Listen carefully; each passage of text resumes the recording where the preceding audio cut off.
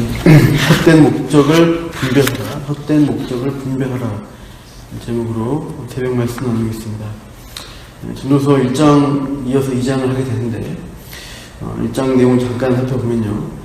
전도서는 헛되고 헛되며 헛되고 헛되니 모든 것이 헛되도다는 전도자의 선언으로 시작이 됩니다. 이 전도자, 지혜의 왕이라고 하는 솔로몬이 그의 모든 지혜를 써서 인생의 근본 문제를 고민하는 그 내용이 이제 쭉 앞으로 이어지게 되는데 1장 3절에 그가 하는 첫 고민이 1장 3절에 나오고 있습니다. 한번 읽어볼까요? 1장 3절 시작. 해 아래에서 수고하는 모든 수고가 사람에게 무엇이 유익한가? 우리가 살아가는 어떤 일들, 해나가는 일들이 사람에게 무엇이 유익한가? 이 고민입니다. 과연 유익한 것이 무엇이냐? 무엇이 의미가 있느냐? 고민하면서 이제 살펴보는 건데 4절 보시면 세대가 가고 오는데 땅은 그대로 있다. 5절에 해는 뜨고 지기를 반복한다. 6절에 바람, 7절에는 강물의 흐름이 이렇게 반복되는 것들을 언급을 하고 있습니다. 즉 자연의 세상을, 자연계를 바라보면서 과연 인생의 의미가 있느냐 연관을 시켜보려고 하는 것이에요. 그러나 무엇입니까? 만물은 뱅뱅 도는 게 그 이치고 해 아래 새 것이 없는 것처럼 우리 인생에 일어난 일도 새 것이 없다. 항상 있어왔던 일들이, 과거에 있었던 일들이 돌고 도는 게 인생이다. 이렇게 피조계를 관찰하니까 인생의 의미도 헛되다 이런 결론을 내리게 됩니다. 8절에 만물이 피곤하다 그런 설명이죠. 그래서 이제 다음 관찰 대상은 무엇이냐 보니까 인간에게로 향해 봅니다. 12절 이후를 보시면요. 인간에 대한 논의가 나오게 됩니다. 13절에 솔로몬은 자신의 모든 지혜를 사용해서 하늘 아래 인생들의 모든 일들을 연구하고 살펴봤다고 합니다. 근데 그 연구해본, 그 지혜를 써본 그 결과 뭐냐? 15절 보시면 구부러진 것도 걷게 할 수 없다는 것이에요. 그게 인생이라는 것입니다. 17절, 18절 모든 지혜와 지식을 알고자 했으나 그것이 무엇이냐? 바람 잡는 것과 같다. 그런 것임을 깨달았다라고 고백합니다. 즉 솔로몬은 지혜, 자신의 그 생각, 이성을 사용해서 인생의 진리를 발견할 줄 알았는데 결국은 번뇌와 근심만 많아졌다. 이렇게 설명하고 있습니다. 28절에 이렇게 마무리하고 있죠. 참 인간은 언제든지 자신의 생각, 철학, 이성을 신뢰해온 역사입니다. 가장 이것이 높아졌던, 이성을 신뢰하는 게 높았던 시대가 근대 유럽의 계몽주의라는 시대입니다. 이 계몽이라는 말을 많이 우리가 쓰게 되는데요. 인간이 배우지 못해서 기본적으로 가만 놔두면 무지와 목매에 빠졌다는 것이에요. 그래서 그 무지목매함을 열어서 깨우치게 하는 게 계몽이라는 것입니다. 그래서 어둡고 희미한 인생이 이 밝은 이성의 빛으로 깨어나면 사람들이 이렇게 되면 이성이 발달되면은 우리 사회 또한 발달될 것이고 지상 낙원이 최고의 이상적 이상향이 이 땅에 이루어질 것이다라고 믿었습니다. 그 계몽주의였는데 그래서 이성을 믿고 과학기술을 발전시키고 학문을 발전시켰어요. 그래서 일어난 게 산업혁명이 일어났죠.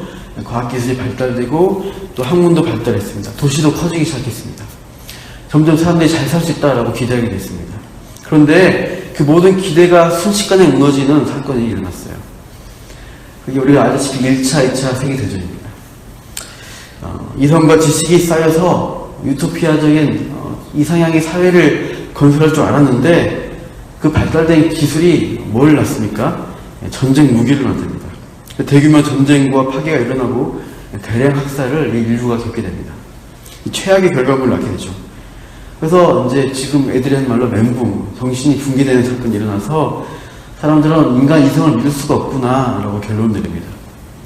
그래서 그 이후에 유럽 지식사회는 철학의 허무주의와 실존주의 철학으로 가게 됩니다. 그래서 인간의 이성을 믿을 수 없으니까 인간의 실존은 어디 있느냐 이 고민을 하게 돼요. 우주에 던져졌다, 갈 곳이 없다, 이런 식으로 한계성을 말하게 됩니다. 그래서 지금 우리가 살고 있는 이 시대는요, 인간의 이성이나 진리나 전체 어떤 진보의 목적보다는 그냥 느끼는 대로, 감정대로, 또 각자 자신이 옳다 그러면 자기 속에는 옳은 대로 사는 게 맞다라고 하는 시대입니다. 지금 우리가 그렇게 살고 있습니다. 그래서 인권 침해하지 말라. 그 사람이 왔다면 네가 괜히 왜 그 사람에게 그것을 강요하냐, 그렇게 이제 하는 시대이죠. 각자 좋을 대로 생각하고 남에게 피해 안 주면 마음대로 살아도 된다는 시대입니다. 그래서 이렇게 인간의 이성이라는 것들이 이렇게 흘러오는데요. 근현대의 이 지식인들이 이성이 인간의 문제를 해결할 수 없다, 이것을 깨달았는데, 이미 수천 년 전에 성경의 전도서에서는 인간의 이성으로는 한계에 부칠 수밖에 없다, 이것을 벌써 우리 일장에 보듯이 가르쳐주고 있습니다. 이렇게 지혜로 연구하는 것이 한계가 있다는 것을 솔로몬이, 지혜의 왕인 솔로몬이 알고 2장에 들어서면요, 이제는 이성으로 하지 말고 어떻게 해요? 몸으로, 머리 말고 몸으로 삶을, 인생을 경험해 봐서 의미를 찾아보자, 이렇게 이제 시도합니다. 그래서 이제 2장 1절을 보시면 인생의 즐거움, 그 낙을 찾아보자라고 하는 것입니다. 3절 보시면 해보는 것이 술로 육신을 즐겁게 해보자. 그리고 3절 뒷부분에 보시면 또 인생을 살아가는 동안 어떤 것이 선한지 알아보려고 어리석음을 붙잡아 뒀다는 말씀이 있죠. 그것은 어떤 어리석은 일일지라도 가리지 않고 모두 시대에 와서 정말 의미 있는 것들, 선한 것들을 찾아보자, 이런 의도입니다. 술로, 또 어리석어 보이는 일일지라도 다 해보면서, 몸으로 겪어보면서 인생의 의미와 즐거움을 찾아보려는 시도를 합니다.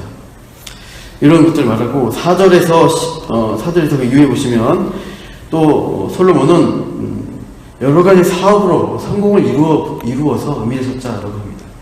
4절 보시면 집들을 짓고 포도원을 일궜다고 합니다. 5절에서는 동산과 가원, 그런 과실수를 심고 또 물을 대기 위해서 6절 보시면 못을 파고 수로를 내었습니다. 이 솔로몬이 지은 집은 어떤 집이었을까요? 우리가 생각하는 독선적이 많은 빌라, 이런 수준이 아니라 대궐입니다. 열왕기 3을 보시면 솔로몬이 자신의 궁궐을 짓는데 걸린 횟수가 13년입니다. 13년 동안 엄청나게 큰 궁궐을 짓습니다. 성전을 건축하는데도 7년이 걸립니다. 그 외에 각종 성벽과 대형 건축물을 나라 곳곳에 건축을 합니다. 이 건축 사업과 더불어서 조경 사업에도 힘을 쓰는 것이죠. 나무와 숲을 조성하고, 그리고 그 나무를 키울 수 있는 관계 수로를 확충하는 일들을 엄청나게 했습니다. 그러니까 솔로몬은 여기서는 큰 사업가입니다. 대형 프로젝트를 맡아서 완벽하게 성취하는 경험을 했어요. 이런 일들을 듣고 또 7절, 8절을 가보시면 솔로몬은 자기를 즐겁게 할 사람들, 재물들을 다 긁어보았습니다. 남녀 종들을 소유했습니다. 그리고 예루살렘 역사상 가장 많은 소와 양떼를 거느렸다고 합니다. 8절 보시면 금은 보화를 모았습니다. 자기 수도에만 한 것이, 예루살렘에 한 것이 아니라 각 지방마다 보물창고를 이렇게 쌓아 올렸습니다. 무역과 사업을 해서 솔로몬이 금과 은을 많이 모았습니다. 구약시대 우리가 말하면 삼성금의 총수 같은 사람이 솔로몬이었던 거죠. 그 돈을 그냥 긁어 모았습니다. 8절 하반절을 보시면 또 어떤 사람들 도냐면 노래하는 남녀들을 주었습니다. 요즘도 그렇지만 부자들은 자기 집에서 이제 이렇게 파티를 열 수가 있습니다. 마당이 넓기 때문에 가능한 일이죠. 넓은 화려한 테이블을 놓고 바베큐를 설치하고 이제 막 먹고 즐기는 시간 가질 때 또 그냥 하지 않습니다. 어떻게 해요? 음악 밴드를 불러서 음악을 들으면서 이제 즐기게 됩니다. 그러니까 솔로몬도 맛있는 음식 먹으면서 풍악을 울리면서 즐겁게 먹고 마시고 노는 그런 생활을 했습니다. 그리고 8절 마지막에 보시면 인생들이 기뻐한 처첩들을 많이 뒀다고 합니다. 솔로몬이 이제 후궁이 700, 첩이 300이라고 합니다. 나라 안팎으로 그냥 최고의 미인들은 다 긁어본 거예요. 다 자기 아내를 맞이해서 어떻게 하는 거예요? 남녀간의 사랑을 통해서 인생의 즐거움과 의미들을 찾아보겠다는 것이죠. 솔로몬이 이 정도로 권력을 누리고 어떤 인생의 성취를 하고 사람들을 마음껏 쓰고 그렇게 살았습니다. 그렇게 즐겼는데, 다 누려봤는데, 솔로몬은 어떤 결론을 말하는가? 10절 읽어보시죠. 우리 10절 같이 보겠습니다. 시작. 무엇이든지 내 눈이 원하는 것을 내가 금하지 아니하며 무엇이든지 내 마음에 즐거워하는 것을 내가 막지 아니하였으니 이는 나의 모든 수고를 내 마음이 기뻐하였음이라. 이것이 나의 모든 수고로 말미암아 얻은 몫이로다. 예. 그러니까 이제 그가 누렸던 정도가 어느 정도냐? 원 없이 마음대로 하고 싶은 데 다 해봤다는 거예요. 다 즐겨봤다는 거예요. 그래서 이것들 다 해보고 9절 보시면, 9절 마지막에 보시면 그렇게 창성하게 하고도 내 지혜도 내게 여전하다 합니다. 그렇게도 즐기면서 타락하지 않고 지혜가 쇠하지 않고 또 맑은 정신으로 살았다는 것입니다. 이렇게 다 누렸어요. 그러나 결론적으로 11절입니다. 같이 읽어보시죠. 11절 시작. 그 후에 내가 생각해 본즉 내 손으로 한 모든 일과 내가 수고한 모든 것이 다 헛되어 바람을 잡는 것이며 해 아래에서 무익한 누수치로다. 예, 내 손으로 한 모든 일, 지금까지 말했던 것들, 수고한 모든 것이 결국 어떻게 돼요? 다 헛되다, 바람 잡는 것이다, 무익하다. 이런 말을 보게 때 우리는 즐길 거 다 즐겨놓고 자기는 아무것도 못 누린 사람들한테 뭔 소리냐 할 수 있는데요. 솔로몬이 지혜를 짜서 인생의 과정을 돌아볼 때 결국은 허무하다라고 말하는 것은 이유는 16절인데요. 우리 밑에 2장 16절을 한번 더 볼까요? 16절 읽어보시죠. 시작. 지혜자도 우미자와 함께 영원하도록 기억함을 얻지 못하느니 후일에는 모두 다 잊어버린 맞지 오래일 것입니다. 오라 지혜자의 죽음이 우매자의 죽음과 일반이오다. 예.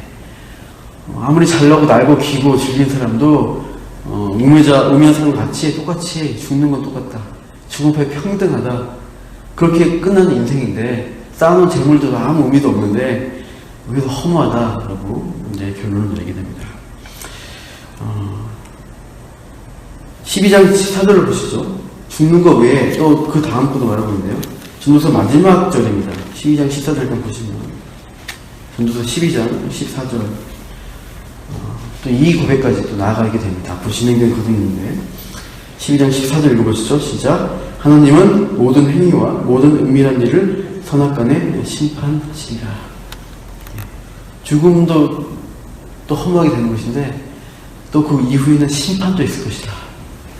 이것들 생각할 때 내가 인생에서 즐기고 누렸던 것들은 결국 바람 잡는 것이고 허무한 것이구나. 하나님 없이 즐기는 인생이 허무하다라는 고백을 하게 됩니다. 세상 사람들이 이렇게 많이들 살고 있습니다. 이 재물을 가지면 뭔가 내가 이루고 싶은 것들을 성취하면 운동선수는 금메달을 따면 내가 뭔가 인생에 의미가 있고 성공한 것 같고 목적이 이룬 것 같은데 거기 높은 데 올라가면 허무하다는 것입니다. 여러분 등산해 보실 때 높은 산에 힘들게 올라갑니다. 올라가서 꼭대기 올라가면 뭐합니까? 요즘은 야호하지 말라는데 뭐 옛날에 야호했죠. 한번 하고 하늘 보고 땀 식힌 다음에 뭐 해야 돼요? 그냥 내려오는 거예요.